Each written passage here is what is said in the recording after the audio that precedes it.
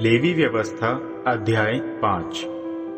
यदि कोई व्यक्ति किसी पाप का गवाह है जिसे उसने होते हुए देखा है अथवा उसे इसका एहसास है और सार्वजनिक रूप से शपथ दिए जाने के बाद भी वह इसके विषय में मौन रहता है, तो वह उस अपराध का भार स्वयं उठाएगा। यदि कोई व्यक्ति किसी अशुद्ध वस्तु को स्पर्श करे, चाहे वह किसी अशुद्ध जंगली पशु का शव हो अथवा किसी अन्य पालतू पशु का शव अथवा किसी ऐसे अशुद्ध जीव का शव हो जो रेंगता हो, और यदि वह इससे अनजान है कि वह अशुद्ध हो चुका है किंतु इसके बाद उसे इसका एहसास हो जाता है, तो वह दोषी हो जाएगा। यदि वह किसी मानव मलिनता का स्पर्श करे, चाहे वह किसी भी प्रकार की मलिनता हो, और वह इससे अशुद्ध हो जाता है और वह इससे अनजान है, किंतु इसके बाद उसे इसका एहसास हो जाता है, तो वह दोषी हो जाएगा। अथवा यदि कोई व्यक्ति बिना सोचे विचारे भले अथवा बुरे की शपथ लेता है, चाहे कोई भी विषय हो, कोई व्यक्ति बिना सोचे विचारे शपथ लेता है तथा यह उसे मालूम नहीं है और इसके बाद यह उस पर प्रकट हो जाता है, तो इसमें से किसी एक विषय में वह दोषी हो जाएगा।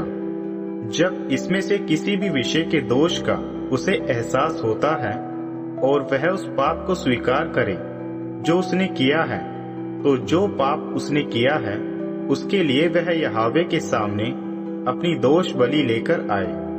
वह भेड़ बकरियों में से एक मादा मेमना अथवा एक बकरी पाप बलि के लिए लेकर आए कि पुरोहित उसके द्वारा उसके पाप के लिए प्रायश्चित करे।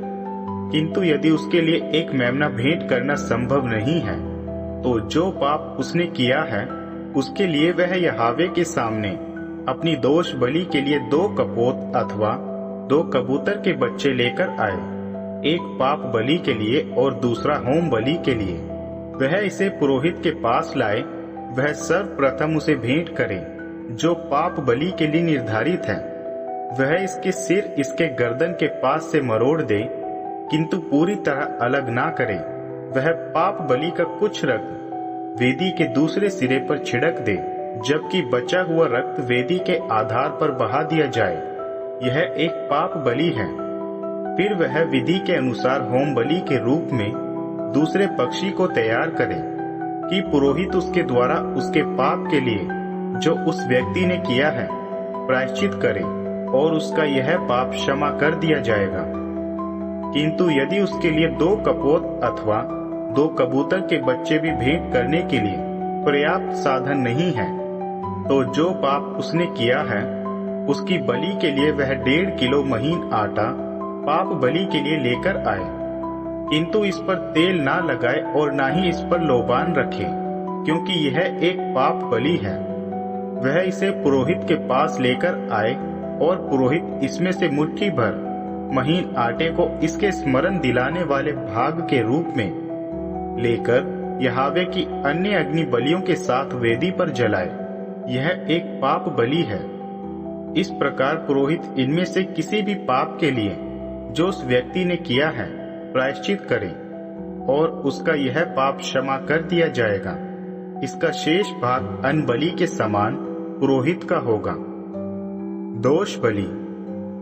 फिर यहोवा ने मूसा को यह आदेश दिया, यदि कोई व्यक्ति विश्वासघात करे तथा अनजाने में यहोवा की पवित्र वस्तुओं के संदर्भ में पाप करे, तो वह अपने द्वारा किए गए विश्वासघात के लिए यहोवा के सामने दोष बलि के रूप में भेड़ बकरियों में से एक निर्दोष मेढ़े भेंट करे, जिसका मूल्य पवित्र स्थान के शेकेल के अनुसार चांदी का 1 शेकेल हो।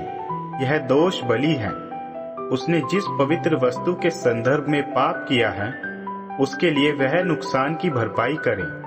वह इसमें इसके 5वें भाग को जोड़कर पुरोहित को सौंप दे। पुरोहित दोष बलि के मेढ़े के साथ उसके लिए प्रायश्चित करे और उसका यह पाप क्षमा कर दिया जाएगा।